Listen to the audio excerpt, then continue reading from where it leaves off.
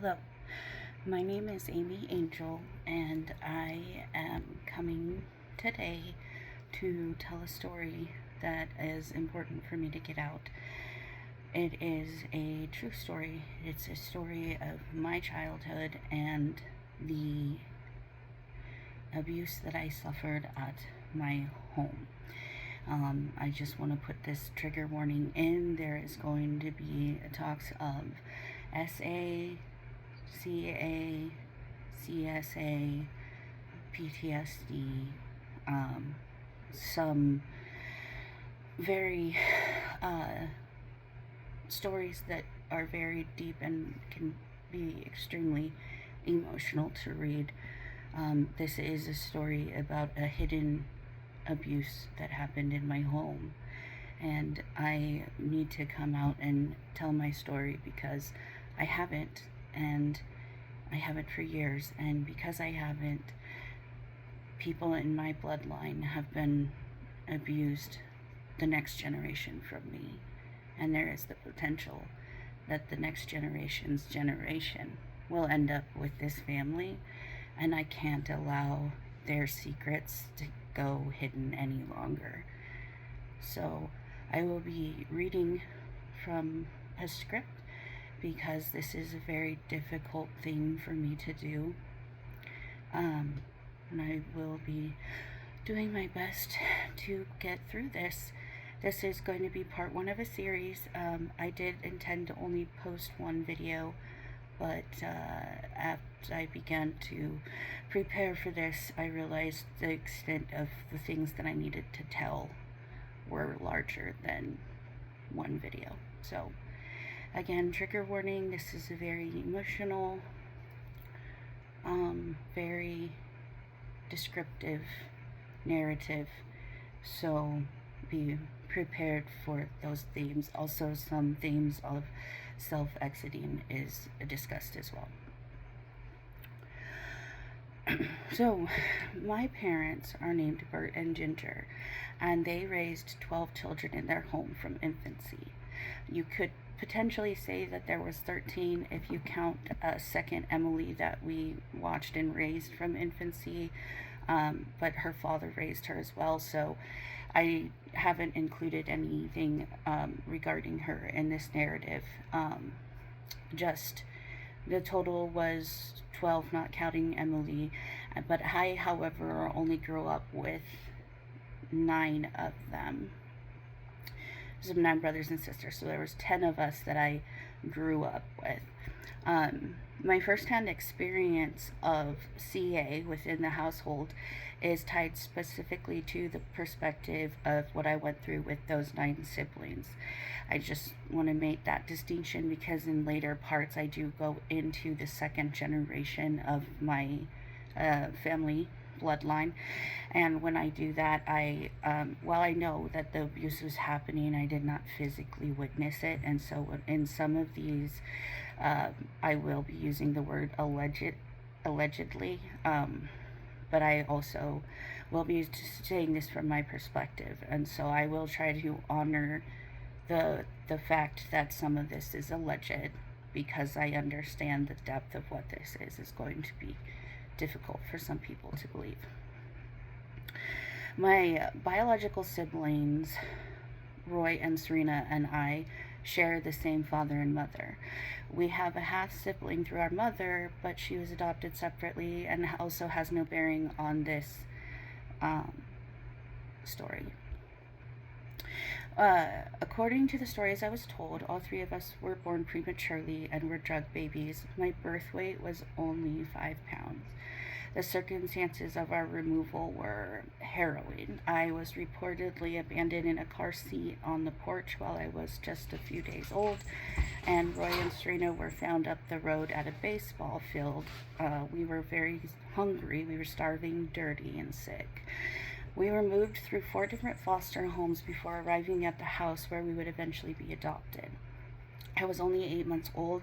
I have no memory of the previous homes, but I was later told that these families didn't want us because of my brother Roy's behavioral issues. And from my earliest memories, there was a narrative spun of the burden of blame was placed majority on my brother Roy for a lot of things. And with within reason, I will say within reason, but also beyond what it should have. I'll continue. Uh, I do have a gap in my memory from ages 8 months to 11, or sorry, to 5 years, likely due to PTSD and a survival mechanism of shutting things out. I do, however, vaguely remember our adoption day because it was a big fanfare. Everyone told us how amazing it was that we were being adopted into this family, but my personal experience felt different. I remember them telling me that they were going to change my name from Danielle Teresa to Amy Danielle. They asked what name I wanted, and I picked a few, and I was told, no, you're going to be named Amy. Even at 5 years old, I was able to realize I didn't actually have a choice. I apologize, my dog's barking.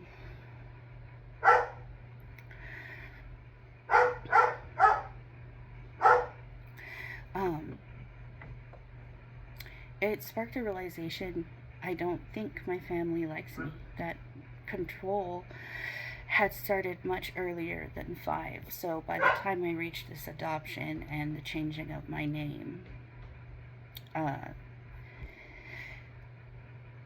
realized that I wasn't loved in this house in the same way that other children were.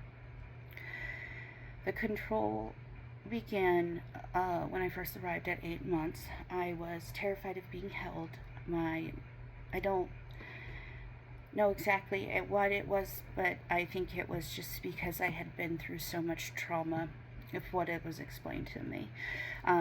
My mother, Ginger, used a holding therapy technique. She held me tight while I screamed and cried for hours until I collapsed from exhaustion. While some might frame this as a mother's tough love, I know it was 100% about control. She was conditioning an infant to realize they had no choice but to bend to their will. In our home, discipline was a constant presence. I have no memory of a time when we weren't being hit with objects, wooden spoons, tree branches, dowels, or vacuum parts. The process was a form of psychological torture, and this was something we were told not to speak about. Sorry, I have a heart condition and it makes me sweat, so I will be wiping my face, and I deeply apologize if that bothers anyone. The process of spanking was actually a form of psychological torture. There were emergency sticks hidden above every archway in the house for immediate use, but the formal spankings happened in the basement. We would be sent downstairs to await in one of my older sister's rooms in the basement. My mother kept a carousel of wooden dowels of various sizes used for her crafts. The trap was that we were forced to pick the dowel we would be hit with. It was a game we could never win. If we picked a thick one to avoid pain because the thinner ones, they whipped harder and left bigger welts and bruises. So if we picked a thick one to avoid that pain, she'd swap it out for a thin one, but not every time. And my dad would do the same. Not every time. Sometimes they would take the stick we chose. Otherwise, they would change it. You never knew when they were going to do that. There were emergency sticks hidden above archways in the house for immediate use, but the formal spankings happened in the basement. We would be sent downstairs to wait in one of my older sister's rooms in the basement. I'm so sorry, I lost myself a little bit. This is. If we picked a thin one, hoping for mercy that she would think maybe I'll pick a thick one this time, she'd just use the thin one, or she would let us pick the thick one, and then she would spank harder or spank more times. We had to wear long shorts and capris and pants, and they say it's for modesty, but me, Roy, and Serena often had welts lining the backs of our butts and our legs, and it would hurt to sit down because we had been spanked so brutally that it left deep tissue marks and bruises.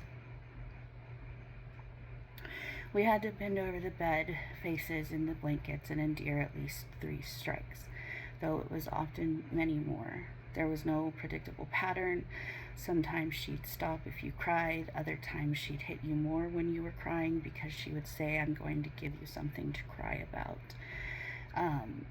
If you didn't cry at all, they'd hit you till you cried, or they screamed at you to quit crying. There was no winning. You never knew if you were safe.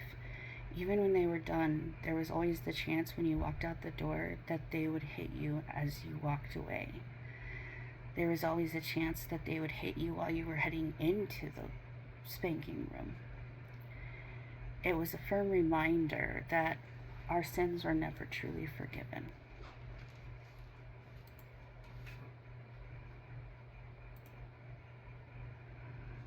We were raised with a specific narrative. Our biological parents were monsters, and we would have ended up as prostitutes or addicts if not for Ginger and Bert.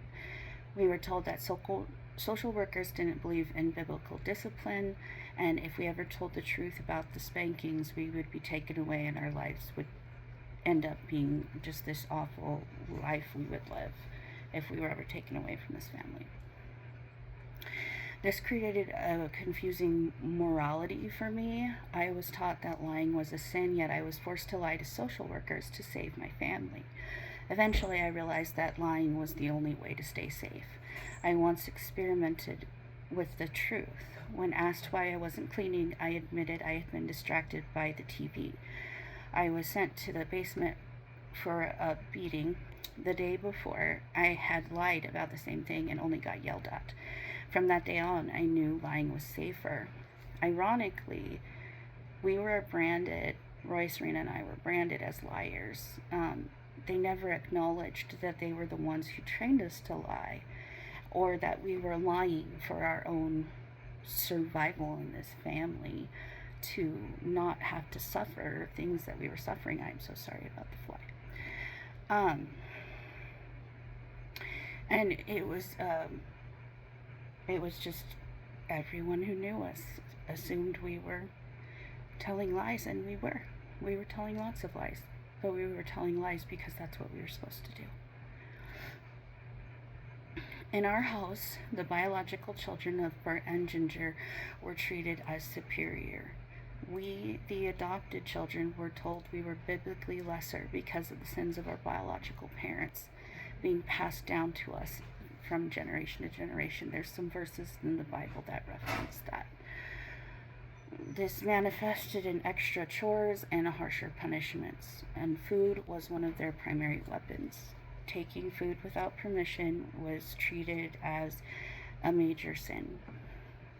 Once, I found a half-eaten candy bar and while cleaning and turned it in instead of praise, which I was expecting because I was a big tattletale.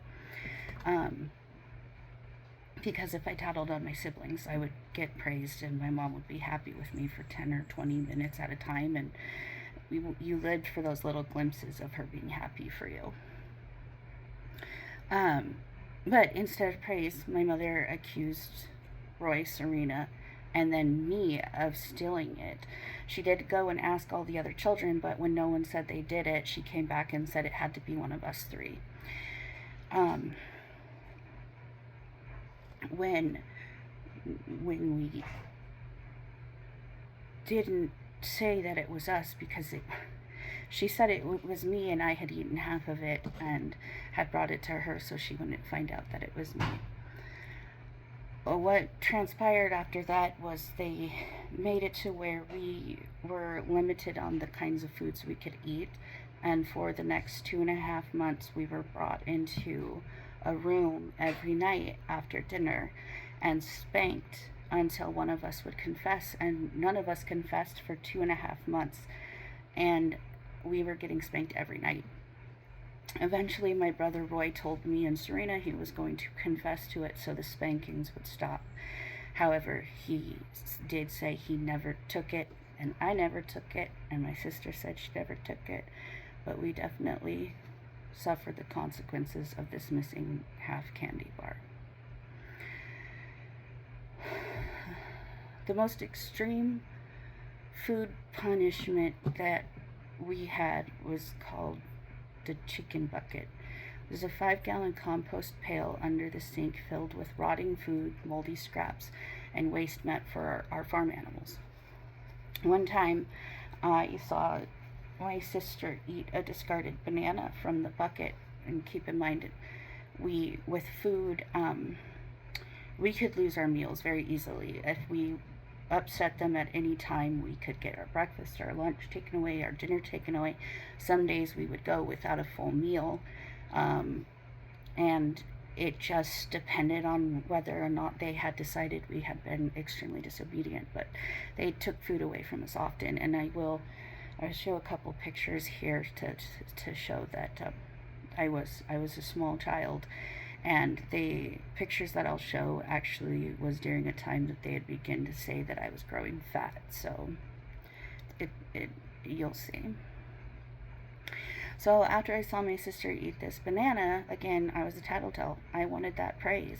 I ran and told Ginger, and Ginger forced her to eat out of the bucket for the rest of the day as her only meal.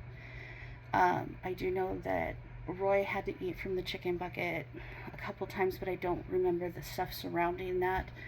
And then it was my turn. I offended my parents at the dinner table. I can't even remember what I did. And they sat me in the utility room in full view of the front door. They placed the chicken bucket in front of me and told me I couldn't get up until I ate 5 bites of the rotten food. Even when guests arrived and saw me, my mother didn't stop me. I was still sitting there in front of people, looking in this bucket, not wanting to eat this rotten food, but also I didn't have a choice. They weren't going to let me get up. They weren't going to let me eat any other food. I had to take these 5 bites in order to suffer the consequences of whatever it was that I did to offend them at the table. And unfortunately, that was the first time that I decided that I was going to unalive myself, and that became a pattern that grew throughout the incidents. So another thing that was a big deal was not disobeying at all. Like, if she told us not to do something and then we did it, we could get in an insane amount of trouble. And an example of that is this story here. When I was about 9 or 10, I received a Butterfinger for my birthday. We didn't get treats often, like I said, and in our house, birthdays were a huge deal.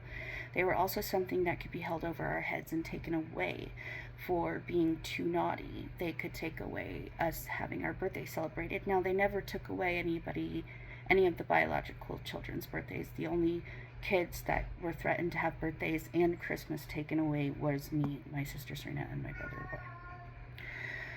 Roy. So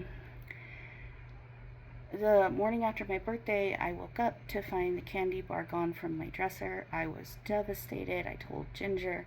She brushed it off. She told me it wasn't a big deal. But I was a determined child, and I wanted to find out what happened. So I grabbed a magnifying glass and my little brother Jake. I found crumbs on the floor and tracked them from my dresser into the boys' room. I made sure to enter with Jake's permission so I couldn't be accused of invading my brother's space without permission. I eventually found the wrapper hidden in the closet where my brother Roy was sleeping on the floor. And Roy confessed that he took it, but I don't recall that he got in trouble. Instead, I was the one taken downstairs and spanked. My mother told me I wasn't allowed to speak a word to anyone for the rest of the day, and part of her reasoning was that by refusing to let the insignificant issue go, I had made my brother Jake sin by participating in me searching for the Butterfinger.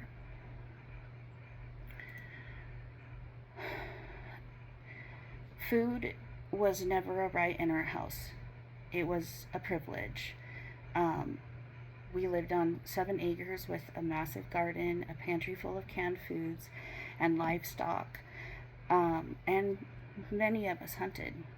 There was plenty of food. I never saw the biological children denied a meal. To make it even more twisted, even if we were being denied food for something we had done as punishment, we were still expected to help prepare the meals for everyone else.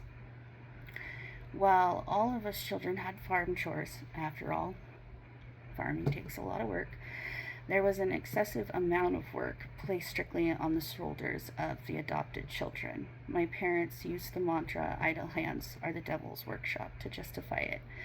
But because we were adopted from evil biological parents, they claimed we were already halfway in the devil's workshop, essentially. Like, we were already halfway there. We were bad. We had sin from our father.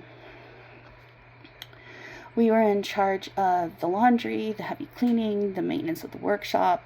I actually grew to love working in the workshop. It took me sometimes up to 45 minutes to vacuum up all the sawdust and cobwebs and everything, but I enjoyed it, and I always wanted to do it because when I was vacuuming, nobody could get me in trouble, nobody could yell at me. I could disappear for a little while inside my head. Outside, we often managed any extra weeding that needed to be done. The fences of raspberries, I was usually in charge of weeding. Multiple flower gardens. We weren't allowed to wear gloves, and a lot of the flower gardens that we weeded had bark mulch in it. And to this day, whenever I see bark mulch, my hands, they start to itch and sting because I can just remember the horrendous amount of slivers I would get in my hand from weeding these flower gardens, but I was not allowed to wear gloves. When I was 7 or 8, I did try to run away with Serena. We didn't get far. My parents found us in the morning, yanked us out of our sleeping bags, and forced us to run back home barefoot while they drove behind us in the truck, and they hit us a few times if we stopped running too fast. Later on in the house that day, my mother, Ginger, taunted me by saying I could leave if I chose to, and I tried again, but my father was waiting over the hill in his truck. They weren't going to let me run away. I was too young, obviously. I'd saved a couple $100 in an envelope, and they took that money and never gave it back. And that second attempt really broke my spirit. It kind of taught me that I was incapable of escaping these people, and that I was just going to have to buckle down and endure it. And so that's what I had to choose to do at a very young age, and I did not do that well. The physical abuse was often erratic. One time, my father, Bert, was so angry he grabbed the nearest thin object to him, and it happened to be a metal vacuum cleaner. And he struck me with it several times. Moments later, he hugged me and apologized, promising to never do it again. As we got older, the abuse didn't stop. My last spanking was at the age of 18. So, they did try that on for size. It became more psychological the older we got. We were brainwashed into believing this was discipline for not being good enough for God. It was all tucked under the umbrella of religious abuse, which I'm going to touch on more in future parts. I was a young earth creationist fundamental evangelical Christian, and a lot of that belief system and religious beliefs fed into the abuse that was happening in the home. They were intertwined deeply. And that's what kept us silent, and we were very afraid of Bert and Ginger, and we were afraid to tell anyone because nobody would believe us because we had been painted as lying children.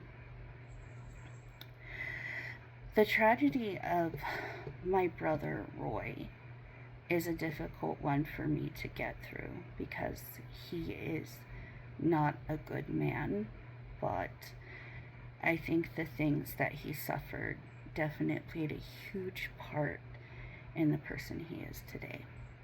He had suffered immense trauma before coming home to to the family that adopted us.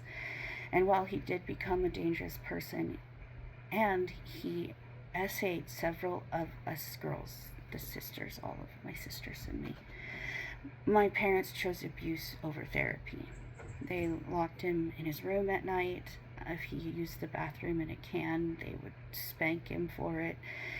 One of my hardest memories is not my own pain.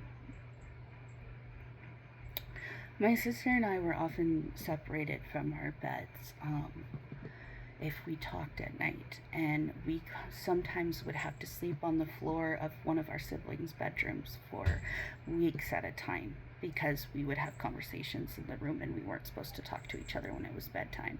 And while I do understand kids should stop talking at bedtime, the extreme abuse of taking away our beds and forcing us to sleep on the floor for weeks at a time, I'm sorry if you think that's a good punishment, but not in my book.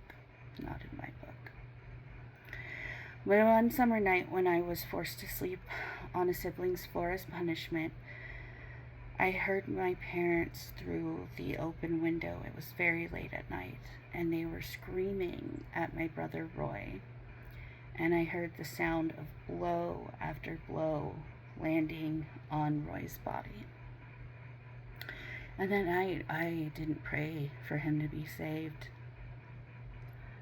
And to this day, it's an extremely hard feeling to come to an understanding about. Let me just say I've been through a lot of therapy. Therapy helps. But I begged God to let my brother die. I begged God to kill my brother because it was the only way that I could see that he would stop being hurt by these people. It was not just traumatic for us, for our own person. It was traumatic to watch our siblings go through it. And then it was horrible because we were pitted against our siblings, because if we tattled, then we'd get some kind of reward of appreciation and little glimpses of them liking us for a little bit. Again, the food thing is a very common theme you'll hear once upon a time. We couldn't have extra food. I need to make that clear. We couldn't have extra food. We couldn't have snacks unless we asked. And if we went and got any kind of food, even if we went to the garden and pulled a carrot out of the ground and ate it, if we did not have permission to eat that food, then we were stealing it and we were thieves and we would get punished for it. So one time, my sister took a can of mandarin oranges and ate them in my bathroom that I cleaned. She intentionally left the empty can in the garbage because she knew the bathroom was my area to clean, and she was hoping that they would blame it on me, and she let me know this later on. Despite my denials, I was dragged from the table, taken downstairs, and spanked, and then my sister felt really bad, so she confessed that she had done it, so then she was taken downstairs and spanked. Later on, I told her that I was angry at her parents because they didn't listen to me and they had spanked me for something that I had not done, and I had been telling the truth. Serena went and told my parents I was mad, and Ginger called me into the room that she was often in on the computer, and she told me something that impacted the rest of the way that I thought about myself.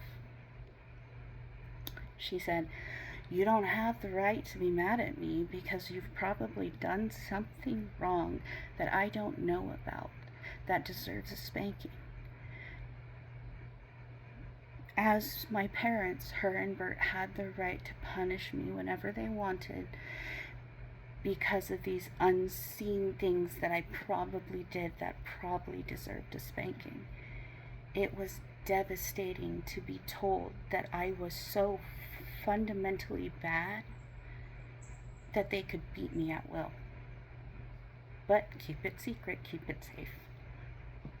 In reality, the worst things I did was that I could be a snot. I hid Christian novels under my bed. I hid nursing skill center paperwork under my mattress. I wrote in my journals, and sometimes I would write books in my journals instead of journaling, and my mom burned those in front of me. Creative writing was my favorite thing. It was an outlet for me. Occasionally, she would have breakthrough moments where she worked with me on my creative writing, but it was few and far between, and she would rather burn my writings than you know let me just explore that. And admittedly, to this day, I struggle to get my stories written because I have a lot of writer's block because of that.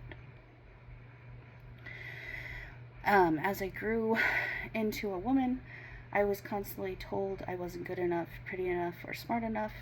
I wasn't allowed to talk to men for more than 5 minutes because it was implied that I was causing men to stumble. At 13, I was even forced to return a birthday gift of a stuffed animal and Skittles to a boy that I knew, who, side note, I married his brother. His brother is my first husband, because it was inappropriate to accept gifts without parental permission. There was a clear divide between the biological and adopted children. My biological siblings remember us adoptives taking all the attention away from them because we were bad, while we remember being isolated and treated differently. My older adopted sisters, not biologicals, my apologies, were taken on special shopping trips and had conversations about womanhood. In contrast, I was told only basic, frightening details, and when I began to develop at age 10, Ginger threw bras in my face and told me I should have known I needed them, and I didn't even know what they were. I was so confused. I was such a tomboy, and I looked at my sister and I was like, what are these? What am I supposed to do with these? And she told me how to use them, and I was like, oh, okay. Also, I apologize. I have a friend. You're my kitty. One of my kitties. Oop, now you're caught. My bad.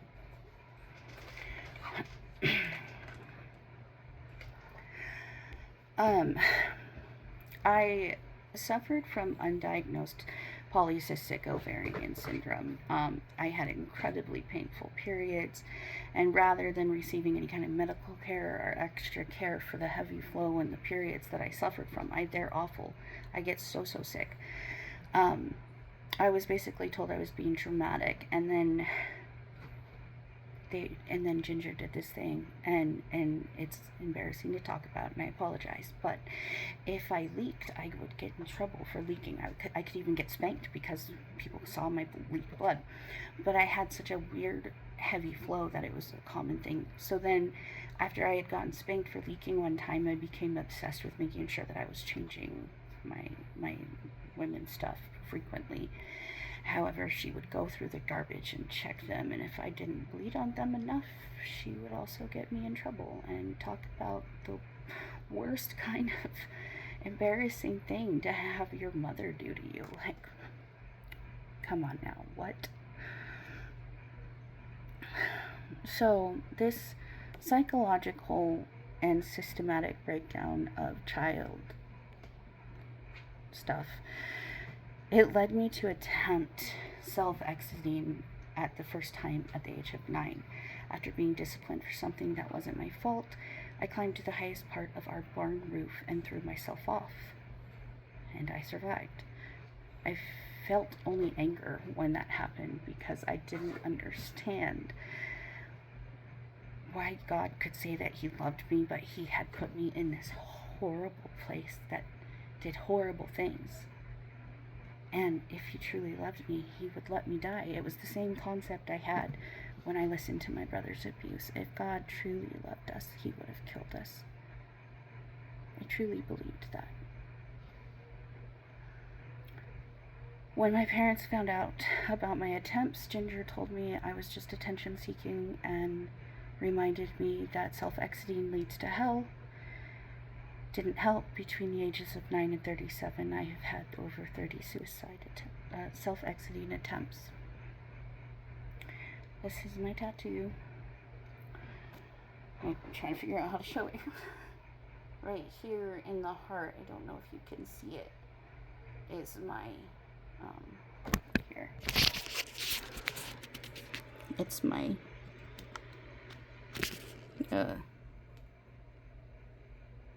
semicolon. My semicolon is right there. So, sorry, that was weird. You know. If you've made it this far, let me tell you, I am so nervous to do this, and I'm terrible at videoing, but I have to get this story out.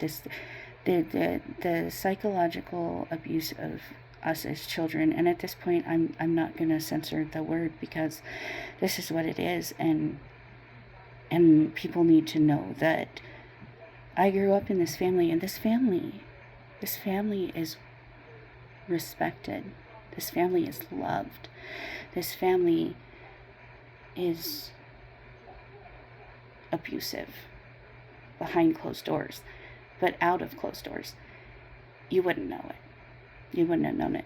Any bruises we got, we hid. It was easy to hide. We needed to wear modest clothing. You know what modest clothing hides? Bruises and welts.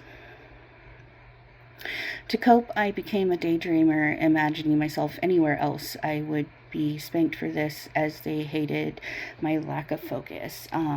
If I was allowed to go to have time to myself, I would lay for hours just dreaming that I was somewhere else. At the age of 13, I developed a severe ED, and it lasted until the age of 19. I was constantly being berated for my weight. Again, I can post a picture that shows the same picture, shows how much I weighed. I was only roughly like 115, 120 pounds when they started telling me I was getting fat. My parents also used our education to control us, which I'll go more into, like homeschooling and the religious stuff behind that. So, you know, we were homeschooled. We weren't public schooled. We couldn't go to public school. It was a big no-no in our religion. My mother also was really weird. If I took a class and I enjoyed it, she seemed to like never let me take the class again. And she was always moving. She picked my classes. She would let me try to pick my classes, but for the majority of it, she picked my classes. I received horse supplies for my birthday one time, and when one of my younger siblings, that was her biological child, broke my new comb, I got really upset. I was then punished for being ungrateful. My gifts were taken away and given to another child because I had not demonstrated the love of Jesus by forgiving her instantly. We were trapped in a cycle where we had to be perfect. We had to be good enough Christians, yet we were treated as fundamentally flawed because we were adopted. They taught us that our survival depended on lying, and then told the church we were liars. It was a systematic process of psychological torment. In my household, the total perfection was expected of us, an absence of fault. How could we be like this? It was weaponized, though, through a concept of unseen sin. Ginger claimed the right to punish me at any time, and even when you had nothing wrong, under the assumption that you were probably doing things she didn't know about. I'm going to end part 1 here. I thought I would be able to get my story into one video, like I said, but in order to give myself a voice, I also have to realize how mentally draining this is going to be on me. However, I'm doing this because I have been silent for years, and because of my silence, other children were abused in that home, and I can't allow it to continue to happen. I will release part 2 here shortly, and then from there I will, my hope is to kind of flow along to talk about my childhood, talk about some of the stuff that happened in there, talk about what it was like leaving, talk about what it was like learning and deconstructing from all the stuff that I had to deal with. I want to thank you all for listening to my story. I ask simply that if you make it this far and you see this story, that you would share it, because I believe that people need to know about this family and the awful things that they have done and the cycles of abusive children they have created from this abuse. And I will go into more details of that later on in other parts.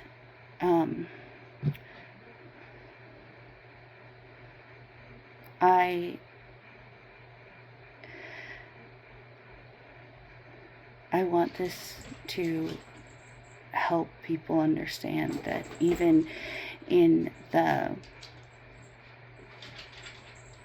places where you think people are amazing, incredible, wonderful, you would never know my parents were like this. So I hope you will stick around for the journey, and I hope you have a wonderful day or night wherever you're at. Ta-ta for now.